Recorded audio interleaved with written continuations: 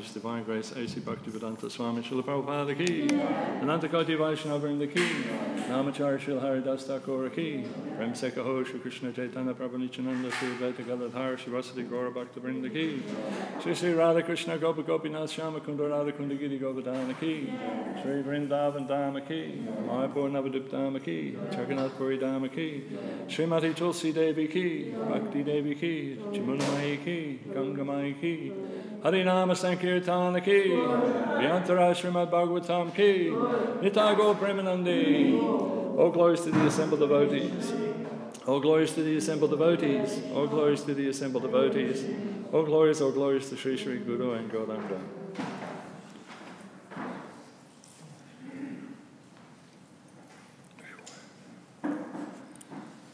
Om Namo Bhagavate Vasudevaya.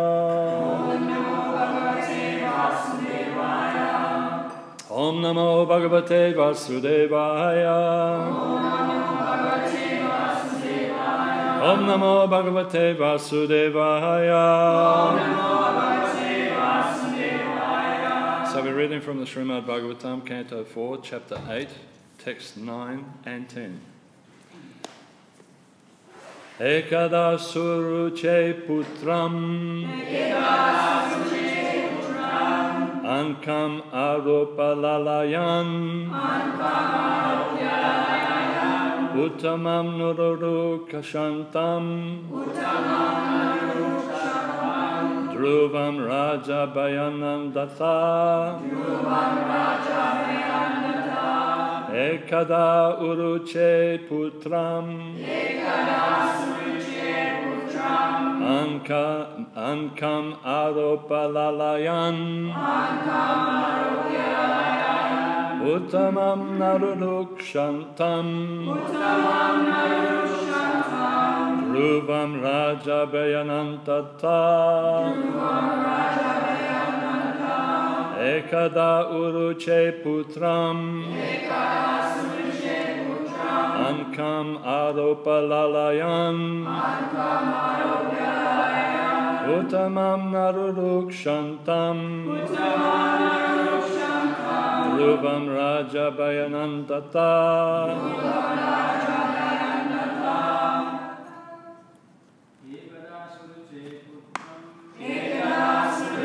putram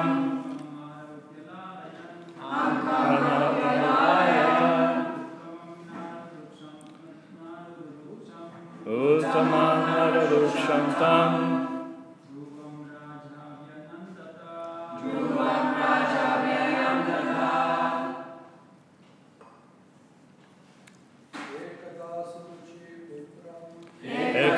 suruche putram ankam adopya lalayam uttamam naradukshantam dhruvam rajabayanadata. Ladies? Ekada suruche putram akam adopya lalayam uttamam naradukshantam dhruvam rajabayanadata. One more, lady, come on. Ekada suruche putram Ekada suruche putram ankam aropya lalayam ankam adopya lalayam uttamam naradukshantam dhruvam rajabayantanta. Ekada. Once upon a time. Suruche. Queen Suruchi. Putram. The son. Ankam. On the lap. Aropya. Placing. Lalayan. While patting. Uttamam. Uttama. Na. Did not. Arurukshantam. Trying to get on. Dhruva. Raja. The king. Abhiyanandata. Welcome. Translation. Once upon a time, King Uttapada was patting the son of Suruchi, Uttama. Placing him on his lap, Dhruva Maharaj was also trying to get on the king's lap. But the king did not very much welcome him. Translation responsibly. Once upon a time, King Uttapada was patting the son of Suruchi, Uttama, placing him on his lap. Dhruva Maharaj was also trying to get on the king's lap. But the king did not very much welcome him. Now, there's no purport to this. I'll read text 10. The translation is, while the child Dhruva Maharaj was trying to get on the lap of his father, Suruchi, his stepmother, became very envious of the child. And with great pride she began to speak, so as to be heard by the king himself. Purport by His Divine Grace Srila Prabhupada. The king, of course, was equally affectionate to both of his sons, Uttama and Dhruva. So he had a natural inclination to take Dhruva, as well as Uttama, on his lap. But because of his favoritism towards his queen Suruchi, he could not welcome Dhruva Maharaj, despite his feelings. King Uttapada's feelings was understood by Suruchi, and therefore, with great pride, she began to speak about the king's affection for her. This is the nature of a woman. If a woman understands that her husband regards her as a favourite and is especially affectionate to her, she takes undue advantage. These symptoms are visible even in such an elevated society as the family of Swami Bhuvamanu. Therefore, it is concluded that the feminine nature of a woman is present everywhere. Amagana Timiranda Shyagananjana Salakaya Chakshuram Militam Yena Tasmai Shri Gurave Namaha Vanchakalpa Tarubhyascha Kripa Sindhu Bhayevacha Patitanam Pavanebhyo Vaishnavebhyo Namo Namaha Shri Krishna Chaitanya Prabhu Nityananda Shri Advaita Gadadhara Shivasadi Gaura Bhaktivinoda Hare Krishna Krishna Krishna Hare Hare Hare Rama Rama Rama Hare Hare. So here we have an interesting section of the Śrīmad Bhāgavatam. It's one of those sections where, for the politically correct, it may not be so pleasant to hear sometimes, where Prabhupada is saying here that therefore it is concluded that a feminine nature of a woman is presented here, that she takes advantage of an undue affection of her husband. But actually that's equally applying to men as well, actually, if you look at it in that way. When I went over this verse and the whole story of Dhruva, I thought I'd break it down into 4 specific areas that I wanted to focus on. The first area that I wanted to focus on was the fact that Dhruva Maharaj was just such a small child. And so thereby I wanted to talk a little bit about childhood influences and how things that happen in our life in early childhood affect us later. The second thing I wanted to talk about was the role of austerities, to perform austerities. The third point, which is also relevant in this purport, is taking undue advantage of another, and justice and equality in a leadership role. So the king was a leader, and yet he was acting unjust in regards to Dhruva.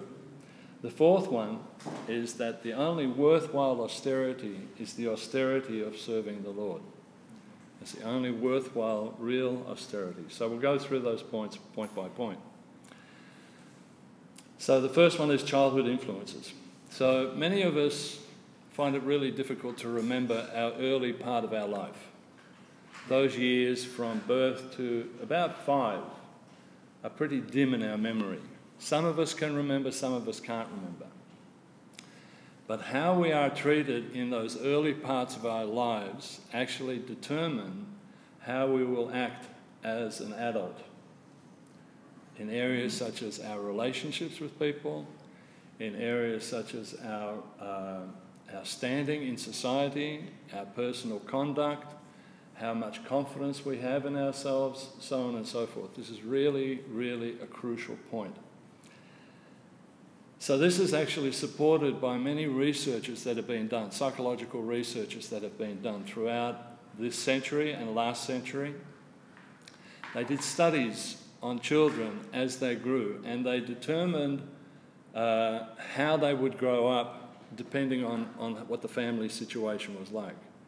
It's very, very interesting when you see the evidence that if a child is coming, number one, from a family where there's not affection, where there's no emotion shown, where there's no priority given to the child, then the ramifications of that is that they have a difficult adulthood. They find it difficult to be educated. There is a decline in their educational standard. So many different things. And this is also evident in people that are coming from a divorced family. As much as we like to say in this society, well, if 2 couples can't get on together, then we just divorce. And it's okay for the children. They spend a part of their time in this family and a part of their time in that family, and mum and dad still love them. But there is a real need to have that solidity of family life for the raising of a child. And there are conclusive evidence and different researches that have been done by universities all over the world which specify that if you want to have a stable, balanced adult, treat them with the greatest sensitivity and the greatest amount of positivity and emotion and love and affection when they were a young child. This is evident. They also did studies. This is really interesting. They did studies of mass murderers, criminals. The FBI did these series of investigations back in the 70s. That's when they started actually to research. Why do these mass murderers, like we've just recently had this horrible tragedy in America, where again 17 young students were killed for no reason whatsoever except that this guy, this person, was so upset about being expelled from school and so on and so forth. That what the research has done, what they found was that actually if there was a deficiency in the person's life from a very early age, it brings about an instability. And all these mass murderers, they took a notation, they studied each one, they had interviews with them, and each one came from either broken home, a violent situation, an uncaring situation, each and every one of them. So that brings us to the understanding that if we want to raise prosperous, happy, mature, lovely children, we have to do our utmost to actually look after them in those very early years. What to speak right through. They need the support and the love of the parents very much, right from the word go. Prabhupada actually said that our greatest service, if you are a grihastha and you have children, your greatest service, above and beyond any other service, this includes Sankirtan, book distribution, deity worship, everything is to look after your children. They are your future and their future will be assured. Their Krishna consciousness will be assured. So in the early years of Krishna consciousness, we weren't so familiar with this understanding. And we thought, we just do what's necessary, go out and preach and distribute books and do Sankirtan, and in a sense, Krishna will look after our children. And so we would either leave them in gurukuls or leave them with other people, and it wasn't the right thing to do. And consequently, we see in subsequent years that there has been difficulties with that generation of children. I can honestly attest even our own children. I love them dearly. But if I had my time over again, I would place more emphasis on actually being there with them and following them through. I remember one time, and Bhakti remembers this, the most saddening thing in my heart that I have of my remembrance as a child of my children. We left our daughter at a very early age because we had to go to India. We had to go to India. We felt it was imperative. Beyond, we had to fix up our spiritual life and go to the Holy Dham. And it would mean that we had to leave this. How old was she, Bhakti? 1.5 years old. 2 years, nearly 2 years old. We had to leave the small child behind with somebody else that she had never seen before. So the vision I have, and this is a thing that haunts me for the whole of my life and will haunt me for the rest of my life, was as we were driving out of the farming community, because I was the manager of the farm at that stage, as I was driving out of I looked in my rear vision mirror and there was my little 2-year-old child screaming, "Mummy and Daddy, where are you going?" I'll never forget that image. So I highly recommend to all the grihastas and parents, look after your children to the best that you can. So this is a very important thing. Krishna consciousness is a wonderful thing, but we have to do things in a very systematic and proper way. Like there's an analogy that's given that, you have a musical instrument like a guitar, and if the strings on the guitar are slack, you can't play a tune, isn't it? You can't play any music. And if you tighten them and they're just right, the tightening is just right, then you can play a beautiful tune. But if you tighten them too much, what happens? The strings snap. So it is the same with our children. There has to be some stricture, there has to be some tightening, but it can't be over. There's no extreme. So we should be very modest and gentle with our children. Don't be too extreme. And how do we engage them in Krishna consciousness? We arrange activities for them. We arrange activities for them by reading Krishna books with them, by letting them watch certain videos with little Krishna. Has everybody seen little Krishna? Even I love watching little Krishna. I can watch it over and over again, it's just so sweet. So you let the children watch that. And the most important thing that we do with our children is engage them in service. Just as you're engaged in service, you get your child also to be engaged in service. Something in relationship to Krishna. Don't keep the children away from the service to Krishna. Don't say, "Oh, I have service to do, you go and do something else." Bring your child into the service. If it's making garlands, say for example, your child can help you in making the garlands. He or she can put the flowers together. If they're suchi, you make sure, "Now listen, sweetheart, you have to be clean." So, "Are you clean?" "Yes, I'm clean." "Have you got a clean dress on?" "Yes." Now you can help Mummy making the garlands, or you can make Daddy helping the evening meal and make prasadam. It is important to engage them. And then also get them to do the offerings, to help with the offering, set up the Lord's plate. These sort of things are very, very important. If we are to encourage kids in our Krishna consciousness, we have to make it fun for them, that it is an attractive thing for them to do. So this is the case. So these are some things that we should remember, and if I had my time over again, I would do it. But this is just Krishna's arrangement. It happened as it happened. Dhruva, as we see in this story of Dhruva, these pastimes of Dhruva Maharaj, how he was affected by this injustice that was put upon him. He wanted very much to sit on the lap of Daddy. I mean, this guy is the king. He's got this fabulous throne and everything. There's his brother hopping on his knee. And, I mean, he could see that his daddy was really affectionate towards him. And he thinks, hey, I'm going on Papa's knee, you know. And then he got pushed off. Now, that hurt him so much that he became so angry. Because of Sariti said, you know, better you be born through my body than you would have had that opportunity. And so he became so angry, and that anger burnt in him to the extent that he wanted to attain a kingdom much greater than his father. In other words, he wanted to defeat his father. That's the anger that he had. It makes out in the Śrīmad Bhāgavatam that he just wanted to create another kingdom. But actually what he's saying is he wanted to usurp his father. He wanted to destroy his father by having a greater kingdom. So this was the anger that was welling up in Dhruva Maharaj. So we have to be really careful.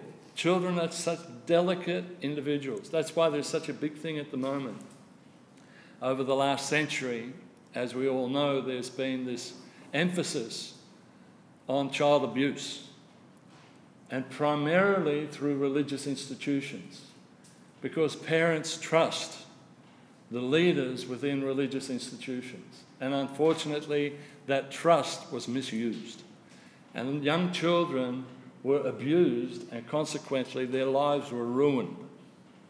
So this is of a good notation.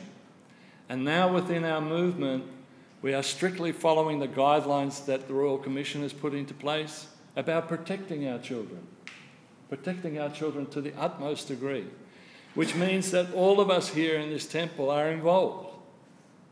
As it's been pointed out several times, if you have any dealing with a child, whether you're Brahmachari, Brahmacharini, Grihasta, if you are a leader in a Bhakti Vriksha group, anyone has to have a working with children's check. You have to have it. You must. And so now we have a child protection officer in each temple who will be coordinating that all the children are looked after. Not even necessarily that they're sexually abused, but they're not abused in any way or neglected in any way. That is the role of the CPO officer. So this is of the utmost importance now within our society as a whole and within ISKCON. So everyone has to take that responsibility and look for the children's safety. This was a message that came through to me through this purport, this one of the childhood influences, because they are so malleable. And whatever we put into their little brains at that early point, Prabhupada said, if you give me your child in Krishna consciousness, if you give them Krishna consciousness at a very early age, and it's coupled with love and affection, they will have that knowledge for the whole of their life, and they'll become very good devotees. Now, with that change of consciousness, we can see the result, as was mentioned yesterday in class, that, you know, children here are just wonderful examples of Krishna conscious children. The most of them are. So this is very important. The next point that I wanted to bring up was the role of austerities. The role of austerities, to do austerities. So I just want to read something that Prabhupada said about austerities. And the Srila Prabhupada says, the incidents in the life of Dhruva Maharaj are very attractive for the devotees. From his pious actions, one can learn how one can detach himself from material possessions and how one can enhance one's devotional service by severe austerities and penances. By hearing the activities of pious Dhruva, one can enhance one's faith in God and can directly connect with the Supreme Personality of Godhead. And thus, one can very soon be elevated to the transcendental platform of devotional service. The example of Dhruva Maharaj's austerities can immediately generate a feeling of devotional service in the hearts of the hearers. So to hear the story of Dhruva Maharaj and how determined he was after getting the advice of Narad Muni that if you perform these austerities you will see God, you will see Krishna, the divine, the supreme controller of everything, he became very enthusiastic. That enthusiasm is also transformed into us when we read this pastime.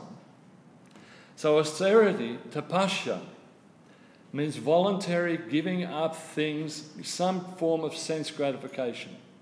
Each one of us have different sense gratifications, and it means actually reducing or giving up voluntarily these material sense gratifications.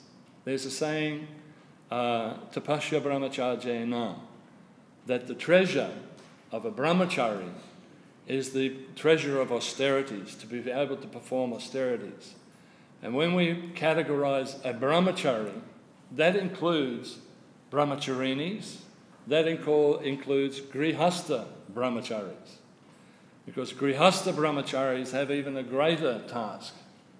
They have the influence of each other, the partner, and they have to be very mindful to control their senses as well. So austerity is part of a devotee's life. As far as the body is concerned, there are 4 elements. What are they? Eating, sleeping, mating, and defending. That's part of the human, but anybody's, any living entity's element. The problem with modern society is that they're trying to increase these demands, eating, sleeping, mating, and defending, whereas they should be decreasing. So this is evident in the 21st century. We are increasing in our sense gratification. So many things are there for our enjoyment. Everything is there at the tip of our fingers. You can do anything. Go online, you can see anything, you can do anything, you can have any sort of intoxicant. There are so many different intoxications, so many things. You can eat the most incredible things. Sleeping arrangements have been made. You can sleep in such wonderful ways. You can get wonderful foam mattresses now that are just absolutely luxurious. They've got this thing called magic foam or something that keeps your body shape, and it fits you exactly. So you're like snug as a bug when you go to sleep at night time. You can sleep so wonderfully. You can sleep for hours. And you can mating. Wow, there's never been a better time for mating. We can have sex control pills. Abortion, who cares? Even if by accident we do have a pregnancy, just go to a clinic and get that fetus removed, and you can continue on. We can have sexual relationships with so many people. It's now quite common to have more than one partner, and it's all okay. We can just have promiscuous society. So this is the increase in our society. And defending. We have to defend ourselves, so we've got the greatest, latest weapons for defending ourselves. And yes, they're really good. We have these atomic weaponry that can be used against an enemy. We don't know who the enemy is, but if this weapon falls into hands of someone else, they can use it to shoot up small children. And the latest thing that our leaders in America are saying, that they should arm the teachers as well. So when we arm the teachers with really good guns and they know how to kill, and when the students know how to kill, then in our schools we start shooting the students and the teachers. This is ludicrous. So this is our advancement in our society. This is the growth of our society. So the demands of eating and sleeping, mating and defending are escalating where they should be decreasing. An individual in history understands that somehow or another we have to perform austerities. We have to perform austerities. To attain anything in this material world, we have to perform some austerity. If you're an artist, say, for example, there are certain things that you have to go through. There's certain techniques and learning that you have to learn. If you're a student, a scientist, They're all different austerities. You have to go to university and so many different lectures you have to attend. Yeah, he agrees.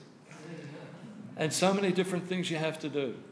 If you want to be an athlete, you have to perform so many austerities. I was just reading about the athletes that have gone over to South Korea for the Winter Olympics.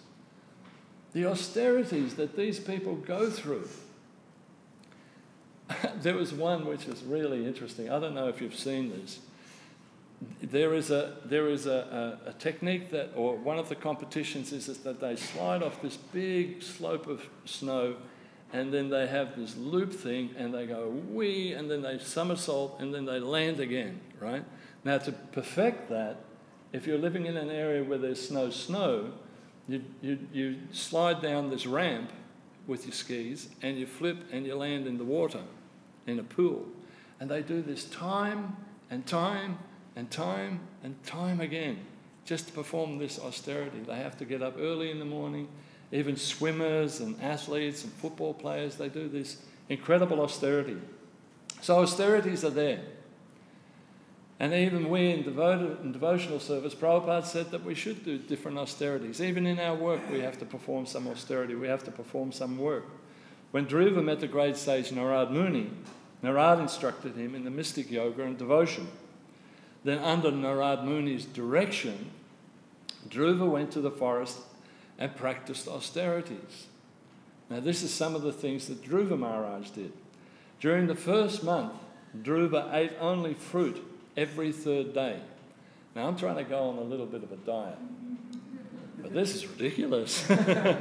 Every third day to have a little bit of fruit. This was the determination and the power of Dhruva Maharaj. During the second month, he ate fruit every 6 days, right? Then he ate grass and leaves. Then he fasted just on water. He just lived on water. Then under Narad's direction, throughout time, he practiced a breathing control. So he helped to control his breathing. And he became so accomplished that he could hold his breath for a long period of time, for days actually, he could withhold his breath. Eventually he attained different yogic perfections. There are yogic perfections. Anybody read Patanjali's Yoga Sutras? In Patanjali Yoga Sutras, there are these different sutras or siddhis that manifest for a person that is enlightened, in that they can walk on water, they can manifest anything by just a thought, they can procure anything from any part of the world, they can transfix themselves to another place, they can fly, they can do so many different things, and these are the siddhis. So Dhruva Maharaj was completely attuned with all these mystic and yogic perfections. And one of them is that you can increase your weight to the extent where he created weight that was putting pressure on the entire universe. This is how devoted. And completely controlling his mind and senses. So in this way, eventually he got the opportunity to see Lord Vishnu. Krishna manifested himself within his meditation. So he was chanting the mantra. What was the mantra? Om Namo Bhagavate Vasudevaya. And then when he's meditating, Om Namo Bhagavate Vasudevaya, with this incredible power, all of a sudden within his mind, Lord Vishnu appeared. And he went, and he opened his eyes, and there in front of him was Lord Vishnu. This is the power of a devotee. So Krishna, face to face. This is our desire as well. We as devotees want to see Krishna face to face. This was attained by Dhruva Maharaj in a 6 months period of time. How long have we been devotees? A long time. And it hasn't happened. But in 6 months, due to his power of austerities, within 6 months, Dhruva Maharaj had the darshan, first in meditation, and then physically Lord Vishnu came to visit him.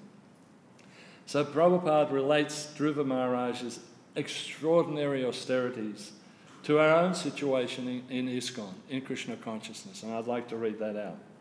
Prabhupada says, We should always remember that becoming a bona fide devotee of the Lord is not an easy task. It is not an easy task. But in this age, by the mercy of Lord Chaitanya, it has been made very easy. If we do not follow even the liberal instructions of Lord Chaitanya, how can we expect to discharge our regular duties in devotional service? It is not possible in this age to follow Dhruva Maharaj in his austerities. But the principles must be followed. We should not disregard the regulative principles given by our spiritual master, for they make it easier for the conditioned soul. So the regulative principles are there. The Guru gives the principles that one should abide by. The principles of human life, really. What we have out there in the broader world is animal life, humans in animal form, really. The 4 principles of human life are no meat eating, no intoxication, no gambling, and no meat eating. What's happened? Is it broken down again? No, I just turned off. Huh? Okay, is it all right? Yeah. Okay. So this is really interesting, you know. We have to practice these austerities. And Prabhupada then goes on to follow by discharging these regulative principles given by our spiritual master. So our spiritual master makes the arrangement. You follow these and the goal will be there for you. As far as our ISKCON movement is concerned, we simply ask that one observe these 4 prohibitions and chant 16 rounds, and instead of indulging in luxurious eating of the tongue, simply eat Krishna prasadam, offered to the Lord. This was in the Śrīmad Bhāgavatam 4.8.72. So this is later in the chapters. We come to Prabhupada's purport on this. So austerity is a really important thing in our devotional careers. Now there is one austerity which is the king of austerities, the highest austerity. Can anybody tell me what the greatest austerity a devotee can have? Anyone? That's one. It's not the major one. Anybody else? That's very important to chant regularly. But there is another important austerity that we have to perform. Small time. That's not all that hard, is it? Really? If you go to bed early, it's quite easy to get up for Mangalati. Yes, Prabhu? Preaching is good, yeah. There's one other thing. I'll tell you what it is. The greatest example of austerity is forgiveness. To practice forgiveness. Think about it. To practice forgiveness. Forgiveness is a quality that is absolutely crucial in order for there to be any peace of mind, any peace and harmony in this world. The ability to be able to forgive. If we cannot forgive, then there's no possibility of any relationship surviving on any level, whether that's God brother to God brother, God sister to God sister, temple authorities with individual, family and different families, nation, so on and so forth. There has to be the quality of forgiveness. And it's not easy sometimes to forgive. You know, in this material world we have the element of gravity, right? There's gravity in the material world. You know, gravity, Newton says, you know, you throw something up, it has to come down. So there's a constant pressure for things to come down. And so you have, you know, like engineers that want to build a big building, they have to work diligently against gravity to keep a building standing. You know that? They had to really work how to work it, because everything in nature actually wants to come down. So similarly, there's similar instances where in our relationships, and especially in our consciousness, there are things that will drag us down. The material world is geared in such a way to actually bring us down, to make us fall down, to make us feel low, like that. And without the austerity of forgiveness, anything sacred within life will collapse, will fall down. So it's so important to be able, if someone has done you a wrong, just like we had here with Dhruva Maharaj, if someone has done you wrong, to be able to forgive, right? If you are brought up in a family and you had a rotten childhood, you have to learn to forgive, to overcome. So forgiveness is really, you also have to have the ability to forgive yourself, to be, introspective and be able to forgive yourself, that you're a fallen conditioned soul and that you will pick up and carry on. So forgiveness is of the utmost need. And so there is an example which I'll give. If someone hurts us and we get angry and we feel our rights have been violated, it's like, and we feel that anger welling up in us, it's like someone has got a hot coal, right, and placed it in our hand. When they've done something wrong to us, it's like a hot coal placed in our hand. And it's hot and it's burning, and we hold on to it. And the reason why we want to hold on to it, because we want to throw that hot coal back at the person that did this horrible thing to us. So while this is burning us, we're carrying this pain and suffering. It's like a poison and keeping poison toxins within our mind. So we have to rid ourselves, and forgiveness is the art of liberating ourselves from this toxin, from this burning desire, to be able to let that go. And when we have this ability to forgive, then our spirituality is revived, and our health is revived, our emotions are revived, everything is revived. But it is a major austerity. It is not easy to do. There are examples throughout history of all the different faith traditions of how exemplary personalities had control of this austerity, had the power of this austerity to be able to forgive.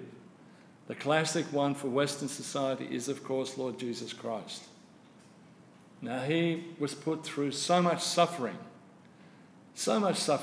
and he's an innocent man. He did nothing except preach God consciousness. And he was confronted with a death which none of us would like to have. He was persecuted, he was tortured, his skin was ripped. He was done in so many different ways. There was offences to him.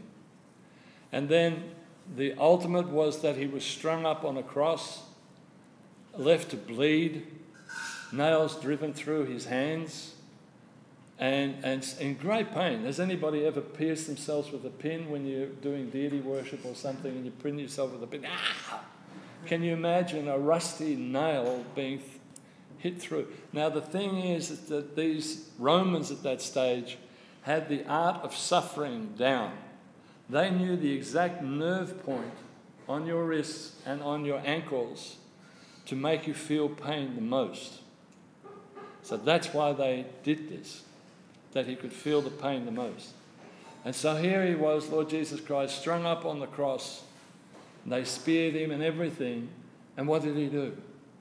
He practiced the austerity of forgiveness. Most people would say, "Why are you doing this to me, you rascals?" He turned around to them and said, "My Lord, forgive them, for they don't know what they're doing." This is the quality of a sadhu. This is the quality of a real Vaishnava. This is the quality of true austerity, to have that kind of forgiveness. In our own history, in the Vedic histories, there's many incidences of forgiveness. The greatest, of course, is Hare Thakur, who again was humiliated and suffered in so many different marketplaces, only to forgive whoever did this atrocity to him. So austerity of forgiveness is a great, great important thing, and we should practice that. So if somebody has done you wrong, they've talked to you in the wrong way, or have upset you, or whatever, better that you forgive, let it go, and never think about it again. As long as you keep thinking, this is a poison within my system, this is a burning coal in my hand, I'll never forget that person, I'll never forgive them. Turn around and forgive them and throw the rock away. Empty the poison out, and your spiritual life will rejuvenate. Don't stagnate your spiritual life by holding on to petty grievances. If someone has done you wrong, even if you think, even if they don't even repent, or even if they don't see that they've done you wrong, it doesn't matter. You forgive them anyway. It's no longer part of you. Sometimes you hear, you know, like when there's been a victim of a murder or something like that, rarely do you hear the person say, I've forgiven that person because I don't want to carry that person with me for the rest of my life who killed my loved one. So this is really important. So that's the greatest austerity. The third point I wanted to mention here is taking undue advantage of another. Justice and equality in a leadership role. Justice and equality in a leadership role. So we see in this verse how Suruchi is taking advantage. She's taking advantage. Srila Prabhupada states in this purport, we've mentioned here, where if a woman understands her husband regards her as a favourite and is especially affectionate to her, she takes undue advantage. These symptoms are visible even in such elevated societies. So a woman may take advantage. And maybe, you know, a man can take advantage as well. But the thing is that as a leader, we should be equal to everyone and open to everyone in regards to people being coerced by a female or whatever, someone taking advantage of a person's attractive form or whatever. We have the current political situation where the Deputy Prime Minister of Australia, a devout Christian, so to speak, a person of faith, he presumes himself, has an adulterous affair with some personal secretary. I don't know if you're all aware of that. He had to step down as the Deputy Prime Minister because of his affair. He kept it hidden from his wife and children until she became pregnant. The lady became pregnant. And on the front page of the newspapers, there's this picture of our Deputy Prime Minister glaring at the naked legs, you know, of his secretary. He's looking at her legs, just completely materially conscious. These are our leaders. So Prabhupada mentions many times that man is like butter and the woman is like fire.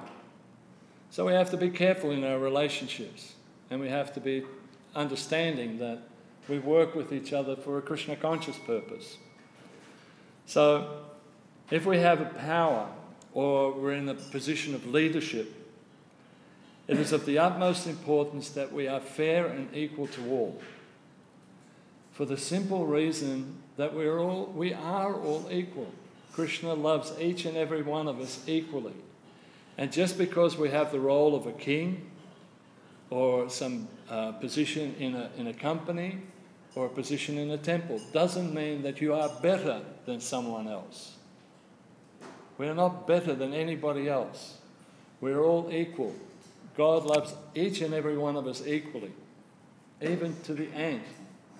As I've mentioned before, sometimes some people still have the idea that it's okay to squat a mosquito or a little fly is annoying them and they just go and grab it. It's not. Krishna loves that individual within that little flea body or fly body just as much as he loves you. So we have to be very mindful. And if we're in a leadership role, we have to be fair and equal to everyone. And the simple analogy is given in the Śrīmad Bhāgavatam. The story is given of someone who may be doing deity worship, the highest service, being a devout Brahmin, you know, serving the Lord very nicely, serving the deity very nicely, and treating his underlings or people that are under him with disregard and disrespect, thinking himself, oh, I'm such a pious Brahmin, you are nothing. This is wrong. In the scriptures, in the Śrīmad Bhāgavatam, it says that someone who is seeing the Lord on the altar should similarly see the Lord in the heart, that deity of the Lord in the heart of every living entity that he comes in contact with. And worship, the same way he worships a deity on the altar, he should worship that deity within the heart of every living entity. So thereby there's equality. And the bigger the leader you are, the more you should express that equality, the more you should express that humbleness and understand that you are the same as that person. You know, so this is of the utmost importance. Leaders should be the best example So whether you're a Bhakti Vriksha group leader, the leader in your household, the temple president, the GBC, the guru, a business colleague, we have to be the best and be fair and equal to everyone. So this is of the utmost importance. The reason why I'm mentioning this also is that because of another thing that is coming up here at the temple, and the notice just went up on the board today, it is imperative that all the Bhakti Vriksha group leaders are to attend a sexual harassment seminar given by Krishna Rupa Prabhu from the Women's Protection, the Women's Portfolio. So this is incumbent upon all of us actually to come and listen to this, so we don't misuse our leadership roles. This is very important. And these are some of the ways that ISKCON is moving into the 21st century, because this is now demanded of all religious traditions, all religious institutions, that we become mindful of these different things. So that sexual harassment seminar is going to be put on the 17th and 18th of March here in the temple. And everyone that is a leader, any Bhakti Vriksha group leader, and anyone else can attend that lecture. But it is compulsory, it is mandated by the temple authorities, by the executive, that each person has to attend this sexual harassment seminar. And it's 2 days. If you can't make it the one day, make it the next day. So this is really important. The fourth thing that I wanted to bring up was the only worthwhile austerity is austerity in the service to the Lord. So we see here how Dhruva Maharaj is performing these austerities and ultimately to see Krishna. And when he saw Krishna, all his desires for attaining a huge kingdom and everything just fell by the wayside, faded away. Prabhupada says that too. So there's that verse in the Bhagavad Gita, chapter 9, text 2, Yat karosi yadanasi yat jujasi dadasi yat tapashyasi kuntaya tat kurushvala mad aparam. You know, every austerity that you perform, whether it's eating, everything you offer and give away, and all austerities that you perform should be done in the service of the Lord. Krishna says that. So our austerity should always be the focus, like Dhruva Maharaj, of attaining Krishna. And if we're serious about going back to Godhead, we have to perform these austerities. We must apply the principles of austerity. There's no other way. And if you miss this chance, Prabhupada was so emphatic, don't miss this chance in this lifetime. Finish it up in this lifetime. There's no real positive thing that you'll come back in such a wonderful time, you know, that we have at the present stage of the gift that Lord Chaitanya has given us. You know, we think, well, perhaps we'll come back and we'll continue on our devotional service. There's no guarantee that you're going to end up back in Lord Chaitanya's time. Because in the spiritual world, there's no time. So there's no, you know, you could be, your soul could be transported to another dimension or another universe where this isn't in place. You know, this simple process of hearing and chanting, following the principles, and then you can get back home. So Prabhupada is saying, don't waste a moment of time in this world. Become very Krishna conscious here and now. Dhruva Maharaj can do it in 6 months. Maybe we can do it in 60 years. Maybe. But let's try in less time. So as a devotee, there is a certain amount of business that we have to do. If we're here, we have to perform our duties and to accomplish in human form of life. And heading the list of the business is to be detached from material desires. So we somehow or other just have to kick out material desires and just work on that austerity of becoming very fixed. Don't become too detached from this life. Prabhupada writes, we should be determined to finish our duties in executing devotional service in this life. We should not wait for another life to finish our job. The devotional renunciation is easy and pleasant. Who finds it so taxing, devotional service? Really? Is it really that hard to wake up in the morning and hear the beautiful sound of chanting the holy names and okay, to eat delicious Krishna prasadam, to have a wonderful relationship, so many different things, a wonderful thing. It's very pleasant. So Rupa Goswami taught the principle of yukta vairagya. Yukta vairagya is using all material things in the service to the Lord. Everything can be used in the service to the Lord. And that's an austerity, to use everything in the service. We've got the camera here. We've got so many different things. The microphone, everything is used in the service of the Lord. We each have our cars, our homes. Everything can be used in the service of the Lord. And he explains in the Bhakti Rasamrita Sindhu, Nectar of Devotion, that this yukta vairagya is superior to its opposite, which is falgun vairagya. Falgun means a river that flows underneath. So in India you got like a dry riverbed, but underneath there's actually the river that's floating. So falgun vairagya, so yukta vairagya is the flow, just to go with the flow. So what appears only a dry riverbed, sometimes the skies under the earth continues to flow. This is called falgun vairagya. Rupa Goswami compares the renunciation that neglects the use of everything in Krishna's service as such a river. Now, a lot of the artificial renunciates perform this activity. They say this material body is hellish, and they say the spirit is the only thing that counts. So they try to completely renounce the body, and ultimately you see what happens with that. They fall to pieces after a period of time. It doesn't last. So, an example of that, a really interesting example of Prabhupada, there was this yogi, right? And you've probably seen it. There was this famous picture of this yogi where they presented this yogi with a whole heap of money, right? And the yogi for the picture went like this. Like he didn't want, oh no, I don't want the money. And so they showed this picture to Prabhupada of this yogi with a big pile of money, and this yogi going, oh no, I'm far too, too removed from this. Impersonalist. And Prabhupada said, you can take the photo of me, put the money in front of me, and I'll be going, yes, I'll take it. So these are things. Sometimes meditators speak of reaching a stage of desirelessness. Impossible.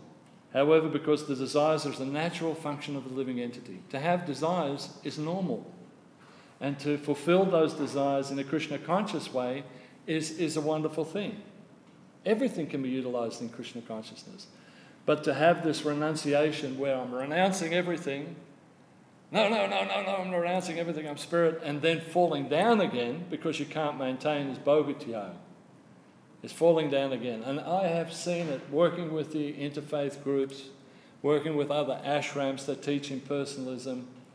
You see how, they teach this impersonalism and this desirelessness, that you should be free of all desires and everything.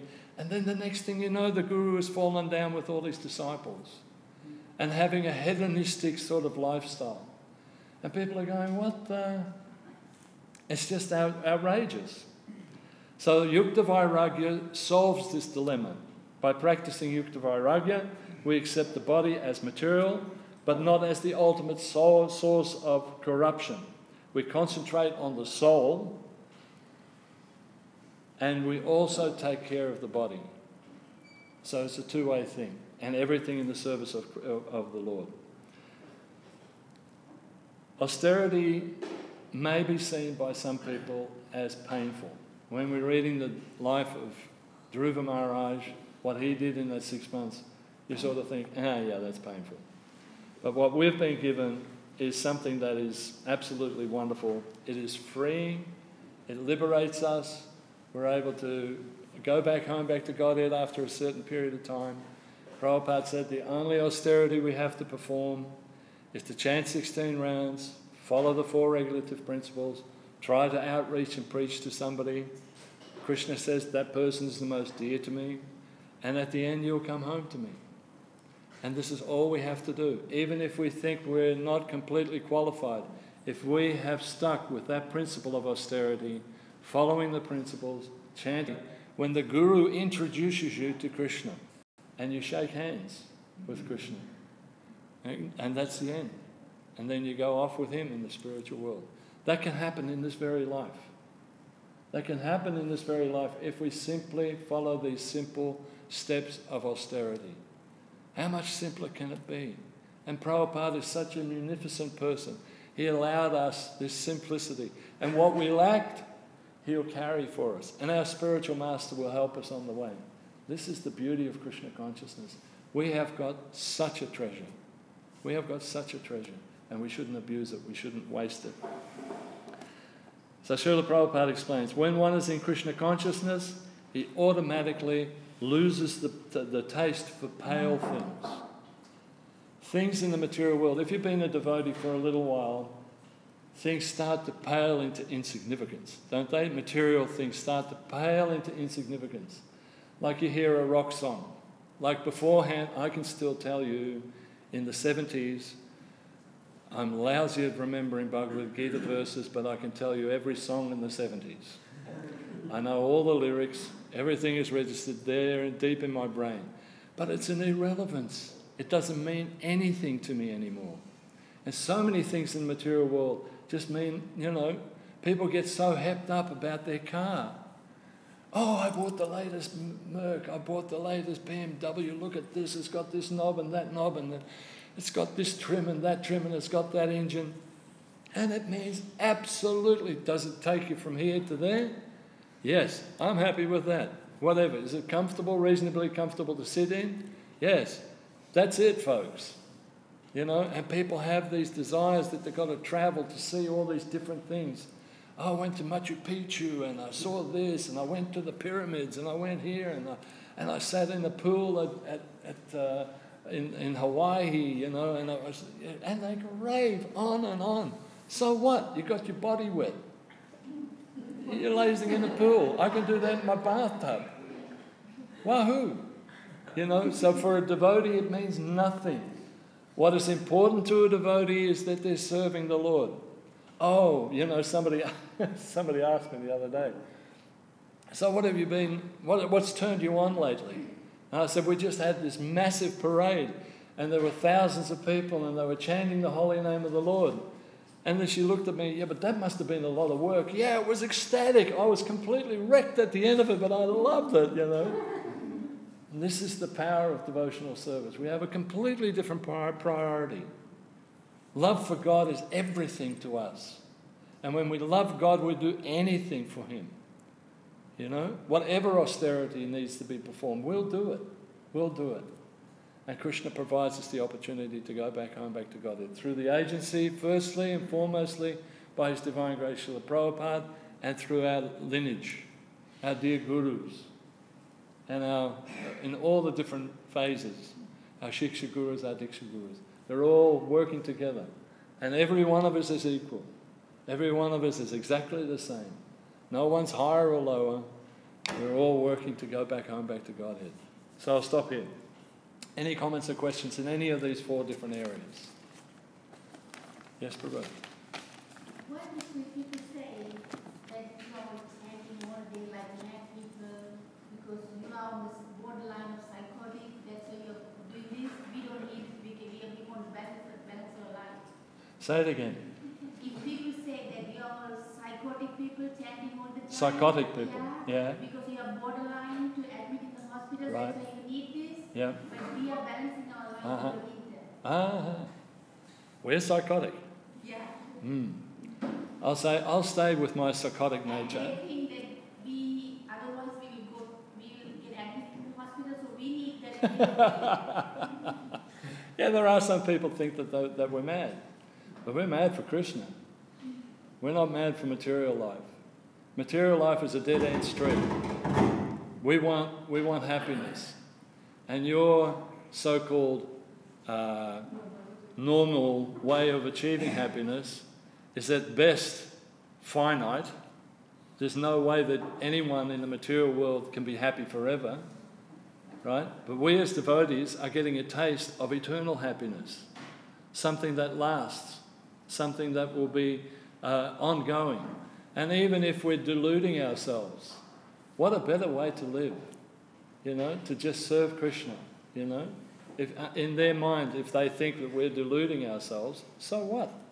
We don't care. Look at your life, it's full of misery,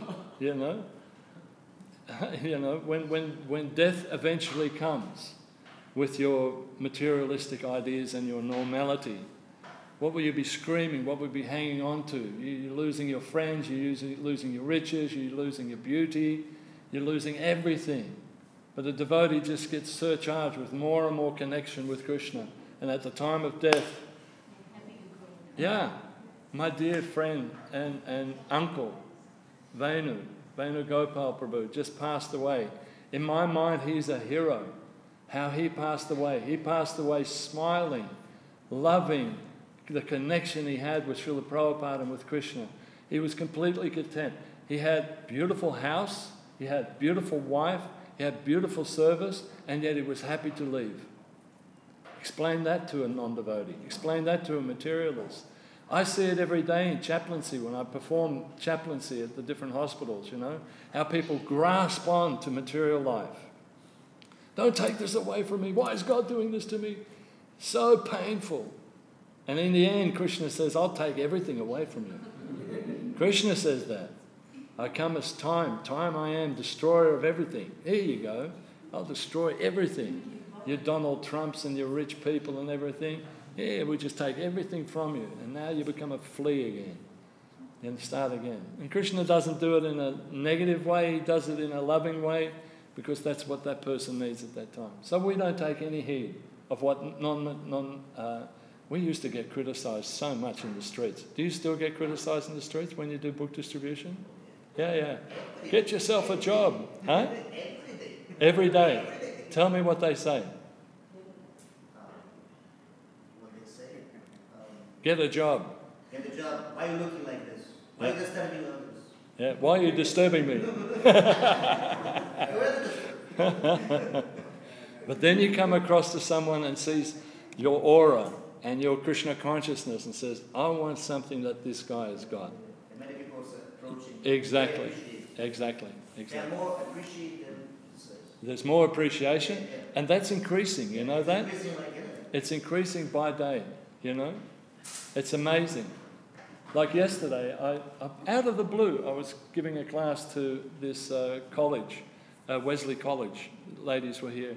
And I was out of the blue, all of a sudden, the ex-premier of Melbourne rings me up. Hey, Bhakta, how are you? It's Ted Bailey here. You know, I just wanted to find out how you're doing. You know, I'm having a back operation, blah, blah, blah. And I'm just thinking, influencing top leaders that were so enthralled by Krishna here in this place. He felt the love that we had for devotees. He does so much work for the Hindu community. It's amazing, the impact. And I mean, what to speak of, what's his name, the temple president in the manor? Shruti Dharma. Have you seen what Shruti Dharma has done recently? He got an invitation from Buckingham Palace, right?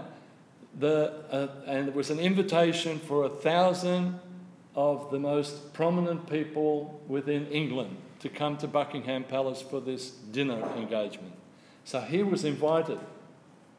Then out of that 1,000, 20 were to have special session with the Queen and the royal family. He was one of the 20. This is how far ISKCON has got. He was one of the 20. He had personal discussions with the Prime Minister, right, who treated him as a friend, the Foreign Minister, again, and then the Queen. The Queen came up, she said, oh, and how are you? You know, and Shruti Dharma goes, oh, Your Majesty, nice to see you, thank you for inviting me. He said, oh, I remember you. You're the nice gentleman from the, what's the school called? Krishna Avanti. Oh, you're the nice man from the Krishna Avanti school. And Shruti Dharma goes, yes, ma'am, I met you then and we gave you this present. Can you remember the present? Oh, yes, I can indeed. And she said, and he said it was a present, a tapestry of Lord Chaitanya in the forest with the animals. And she said, oh, yes, we have that hanging up in Buckingham Palace. And Prince Philip then also spoke to him, and then Prince Charles came. Oh, yes, the Hare Krishnas. Wonderful people, wonderful people. What did he say? You chant and dance in the street and you help people, and I'm very much appreciative of that. This is the impact that we've got in Krishna consciousness movement. There are people out there that will criticize us and think that we're nuts. But if you have a minute bit of intelligence, you see actually they're the most intelligent people in our society. And we should follow them. So we don't care what people think. It happens too sometimes. The people say, don't you have any fun things to do? And they come and join too. Afterwards they come and join too. Yeah. My parents, my brothers and sisters, my friends were also, what mate, you're not smoking dope anymore? What? You know, when I first met them, you're not coming down the pub to have a drink with me anymore? I said, no, I don't want to drink anymore. I'm just no attraction for it at all, you know. Interesting thing, just a minor thing. Before I was a devotee, I tried everything to stop smoking. Just an attachment, right? Material attachment. I couldn't stop smoking. I went to this program, that program, this program. Became a devotee within a week. You know, of being a Bhakta, of being introduced to Krishna consciousness, that taste, it faded to insignificance. So my friends were saying, you're not smoking anymore, you know. I said, no, not interested. What about sex, mate? You know, you haven't any more sex? I said, no, not interested. What? You must be mad. It's the greatest thing you can have. I said, no, I'm just not interested. I've got a higher taste. Being a devotee is far more fun.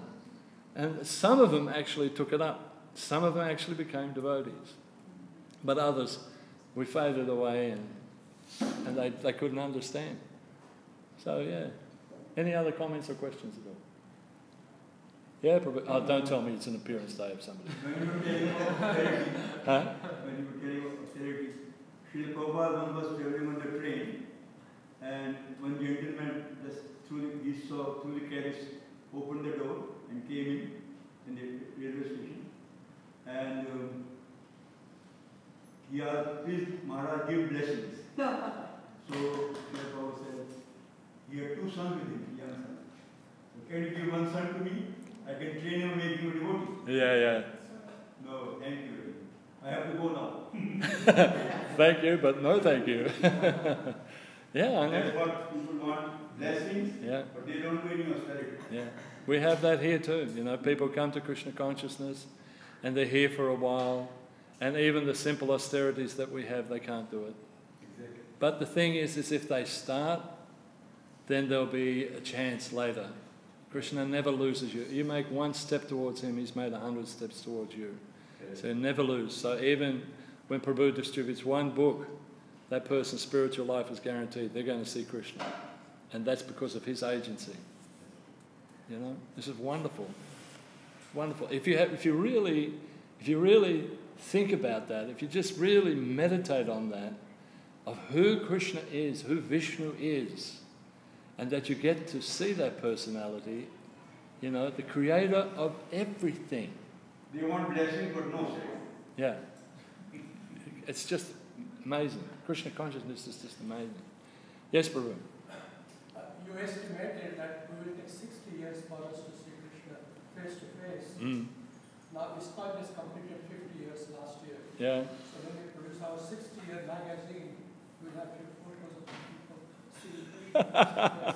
Oh, there are many people already that are seeing Krishna within our movement. Believe me, there are some incredible personalities that hide their personality, but there are some wonderful, wonderful people that you'd be blown out of the water if you really knew who they were. You know, but all of us have that chance to become Krishna conscious. You know. Yeah. So is seeing Krishna a realistic goal, or remembering Krishna to be like more realistic? It's what? Sorry. Instead of seeing Krishna, remembering Krishna is a more realistic goal. Yeah, Prabhupada was saying here also, you know, that we have to be patient. He was saying this happened to Dhruva Maharaj, but, you know, what did he say exactly? I've got it here. It was really nice when I read that.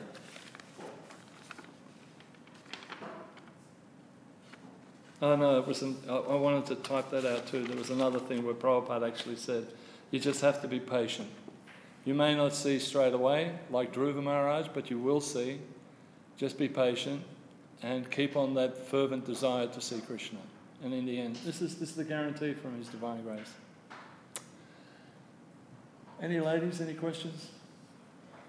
you're all okay with the purport? Is that all right?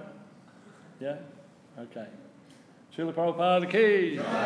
Vyantara Śrīmad Bhāgavatam ki! Prabhupada Premanandi.